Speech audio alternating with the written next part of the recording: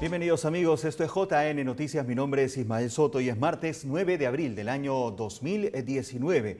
En la parte inferior de sus pantallas aparece nuestra página web www.jn19television.com, donde también pueden ver nuestra señal en vivo en el Perú y en el mundo. Y a nivel nacional estamos también en Movistar TV, canal 574, las 24 horas del día. Hoy martes, hoy 9 de abril, la Iglesia Católica celebra a Santa Casilda, que en árabe significa poesía. Fue una mujer santa, virgen e hija de Al-Mamun, un rey musulmán de Toledo, España, conocido por ser un sanguinario perseguidor de cristianos y hacer de su región uno de los principales centros culturales del Al-Andalus, territorio musulmán en la Edad Media. Así que recordemos, hoy celebramos a Santa Casilda de Toledo, 9 de abril. La información completa la pueden encontrar en la página que está en sus pantallas. Y el sacerdote diocesano padre Pablo Meloni responde a algunas inquietudes sobre la ideología de género que en los últimos días ha generado preocupación entre los padres de familia. El sacerdote diocesano padre Pablo Meloni, capellán del Hospital Edgardo Rebagliati, advierte durante una entrevista para el noticiero JN Noticias del actuar desinformado de las autoridades gubernamentales al dar luz verde al enfoque de género en el Currículum Nacional de Educación. A el más alto nivel de las autoridades en el Ejecutivo y en otras instituciones públicas, un compromiso con estas ideas llamadas de género y que no han demostrado ser científicas, ser verdaderas, ser un progreso y un avance para los países donde estas políticas se han implementado. El también médico de profesión pidió a las autoridades reflexionar sobre cómo llevar adelante este tipo de políticas cuando se ha demostrado en otros países los resultados. Por otro lado, los que promueven estas ideas buscan reemplazar la condición biológica de los seres humanos por una ideología que intenta introducirse en la mente de las personas, explicó. Que sostienen estas ideas quieren reemplazar la naturaleza y la condición biológica de los seres humanos, que somos seres sexuados, y pretender que, como decían los iniciadores de estas ideas y los que las promueven, que en realidad los niños nacen con un sexo neutro y que el género vendría a ser la construcción social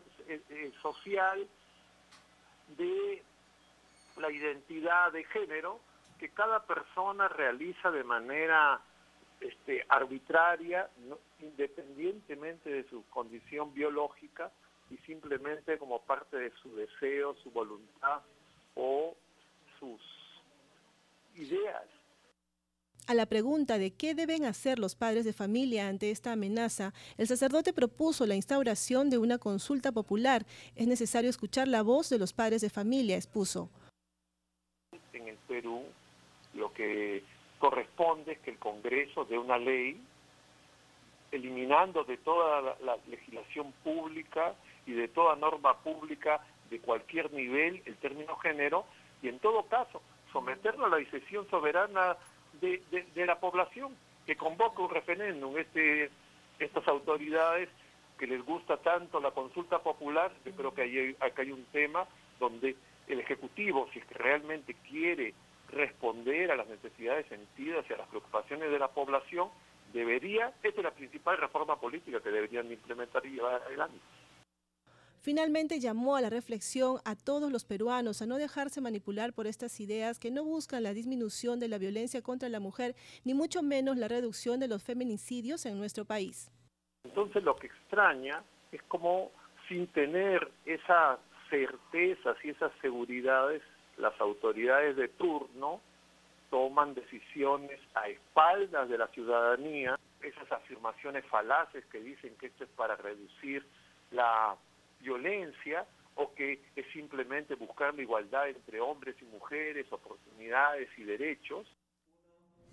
La titular de Educación, Flor Pablo Medina, anunció el lunes que se retirará de los textos escolares una información que calificó de aberrante y que fue introducida en un libro dirigido a estudiantes de tercero de secundaria. Con las familias, con la comunidad, ¿para qué?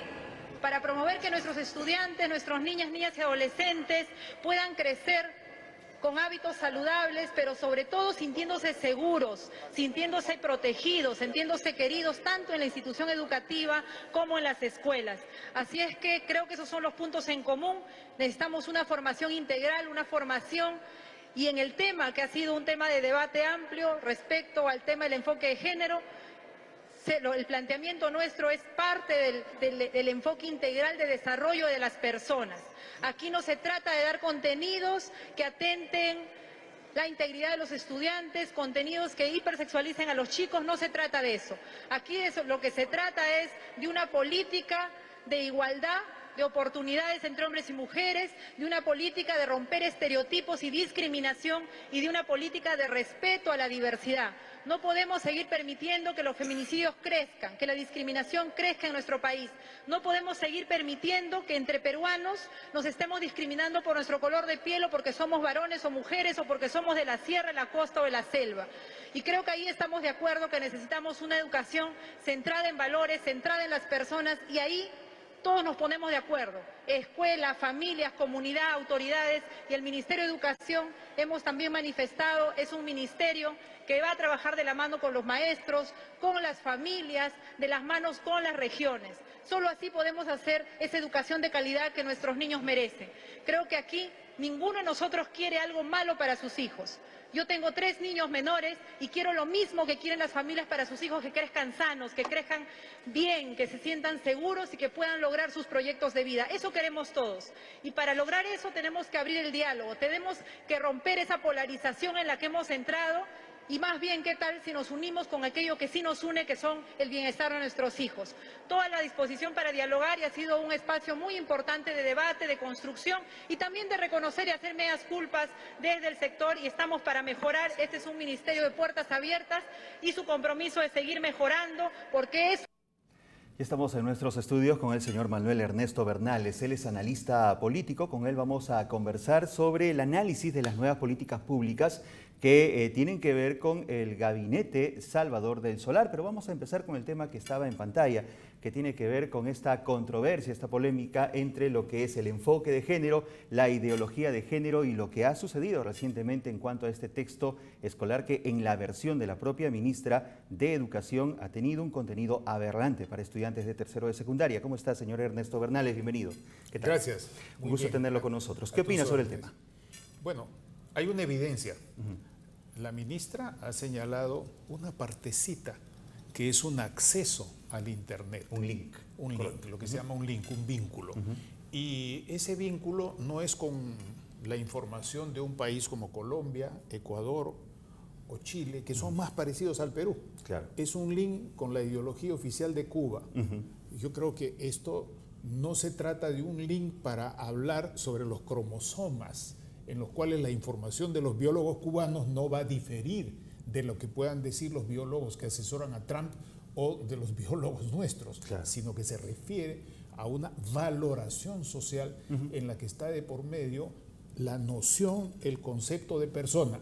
El concepto de persona en las democracias occidentales, mucho más en aquellas democracias que están armonizadas con el aporte de la tradición cristiana en sus distintas manifestaciones, tanto católicas como no católicas, que las hay varias, difieren completamente de la noción transpersonalista, de la noción negadora del concepto de persona como abierta a la trascendencia, por lo menos, que existe en el régimen cubano. En consecuencia, es aberrante, sí, pero si solamente quitan eso, es algo así como dicen los abogados: quita el abuso y deja el uso.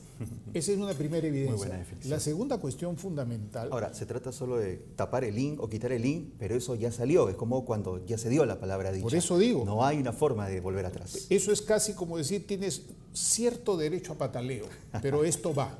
Correcto. La cuestión sustantiva, y en eso difiero con todo respeto del sacerdote y médico que he hablado anteriormente, difiero como ciudadano, ¿verdad? Y te podemos diferir. Correcto. No estamos hablando de temas de dogma de fe, sino de responsabilidad ciudadana y de ética social.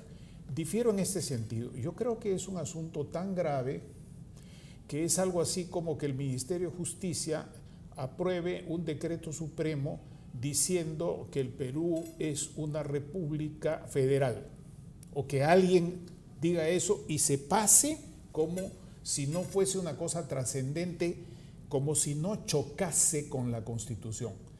Esto que se ha aprobado choca tanto con la Constitución vigente, como con la Constitución de 1979, como con la Constitución de 1933. ¿Por qué?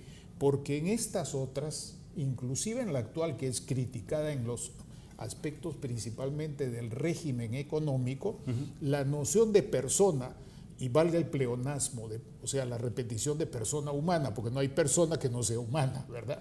Y no hay humano que no tenga relación con la persona. Entonces, por eso se dice que es un pleonasmo. Eso está absolutamente como algo capital. Punto uno. Punto dos. Los planteamientos que se están haciendo y que han sido defendidos, primero tienen que ser leídos, hay que leer bien a fondo, tanto lo del Ministerio como lo de la Corte Suprema, que probablemente puede ser más grave todavía, porque impide que un grupo de personas que están en desacuerdo con eso, impide que tengan el derecho, no les concede el derecho de reclamar. Eso es inaceptable. Correcto. En cuarto y último lugar, muy importante, después de conocer de lo que se habla, para no caer en la opinopatía que cunde en el país, todo el mundo habla de lo que no conoce, hay que saber distinguir claramente lo siguiente.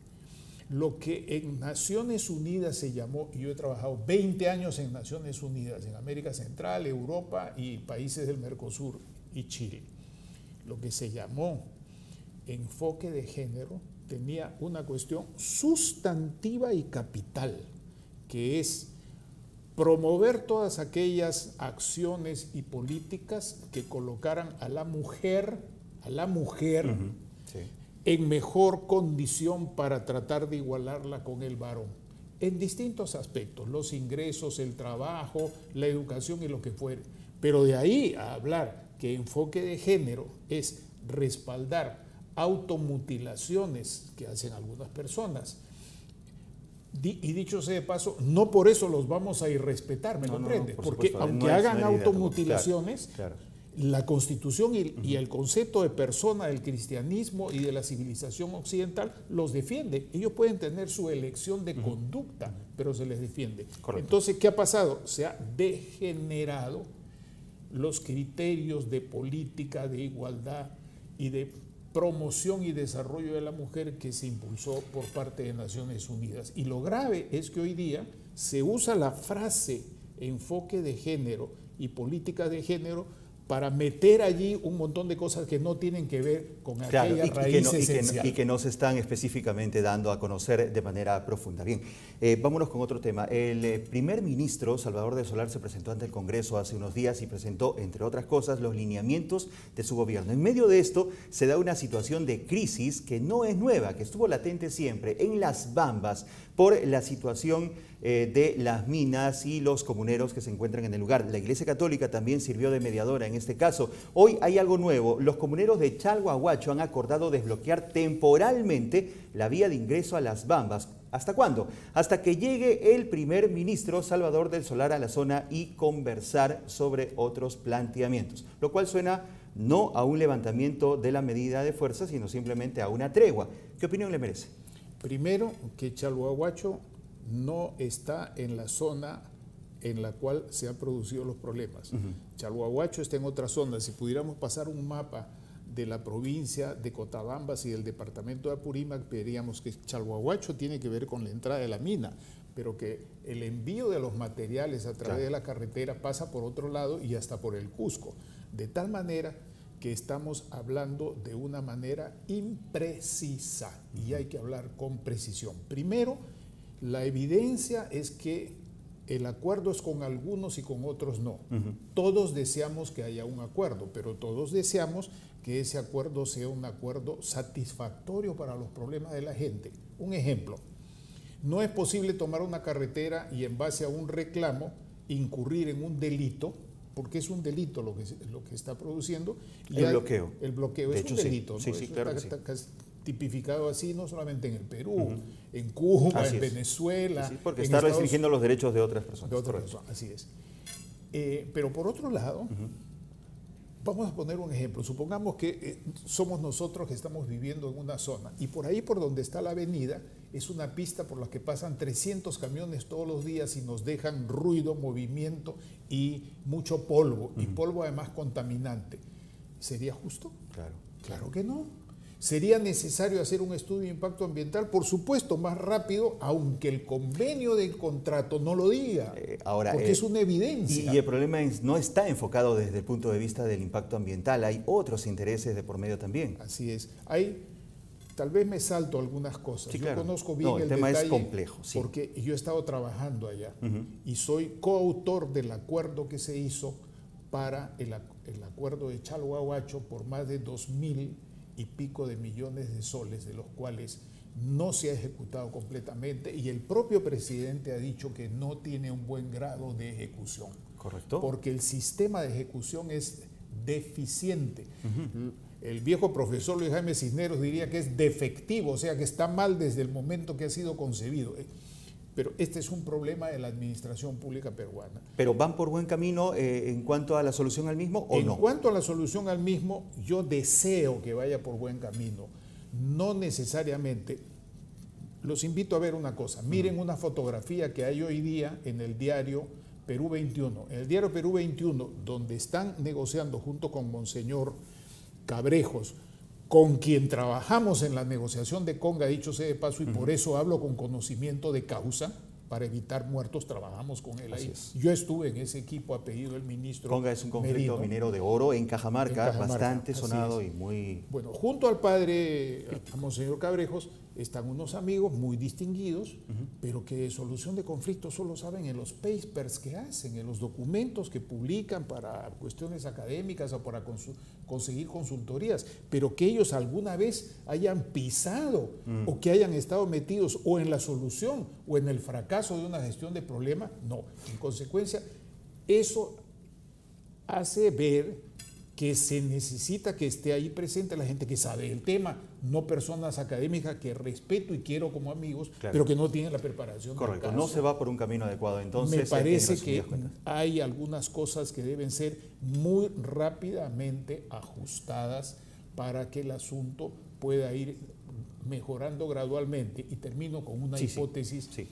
Breve, por favor. Les juro por Dios que desearía, y perdonen que me exprese de esta manera, desearía que no se cumpla. Pero me parece que están sembradas las cosas para que esto sea la crónica de algo anunciado. No digo de una muerte, sino de que esto probablemente se va a repetir en el futuro. Esperemos que no suceda. Porque no se ha tenido un enfoque ni de desarrollo completo, sino solamente desarrollo de proyecto. Correcto. Y no se ha tenido un criterio intercultural. Es como querer resolver un problema en Puno hablando inglés. Correcto, entendido. Bien, muchísimas gracias al señor Manuel Ernesto Bernales. Él es analista político y conocedor de la causa del tema de las bambas, por lo cual pues sería interesante comprometerlo en otro momento para hablar a profundidad sobre cómo van los avances de este tema, que está bastante grave, por cierto. Ojalá que se resuelva. Sí. Y respecto a lo anterior, permíteme 5 segundos. Si estamos con el tiempo muy limitado, por favor. Sí. Las autoridades de la Iglesia Católica, Episcopado, Comisión Episcopal de Acción Social, de Educación, de Cultura, de Comunicación Social y los teólogos de la Iglesia Católica están en la obligación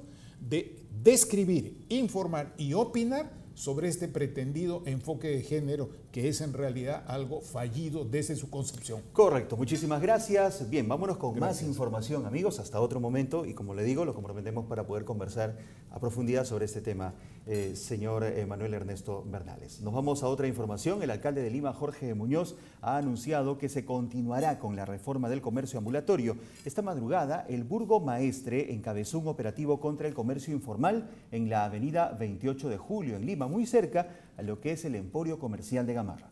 Los espacios públicos, esa es una de las manifestaciones que hemos tenido muy claras Y aprovecho las ondas de los medios de comunicación para que los comerciantes informales se comiencen a retirar de manera voluntaria, porque tenemos otros planes más para otras avenidas. Lo hemos dicho y esta es la mejor muestra de que estamos actuando en ese sentido. Vamos a ir a otras avenidas también, yo no les puedo decir la fecha, pero eso lo estamos trabajando y coordinando con la Policía Nacional. Estamos ahí también muchas viviendas y lo que se quiere es que el poblador, el morador, el ciudadano de esta zona pueda llegar a sus viviendas de manera segura. Lo que no se quiere es que haya un comercio informal desordenado en las calles. Entonces esa es la finalidad por la cual se han puesto estas rejas. Lo ideal es que las rejas no existan. Nosotros creemos que eso debería ser un proceso y hacia eso tendríamos que ir. Pero en esta etapa tenemos que poner estas rejas por un tema de seguridad, protección y sobre todo sostenibilidad de lo que se ha logrado. Amigos, es momento de hacer una pausa. Retornamos con más información.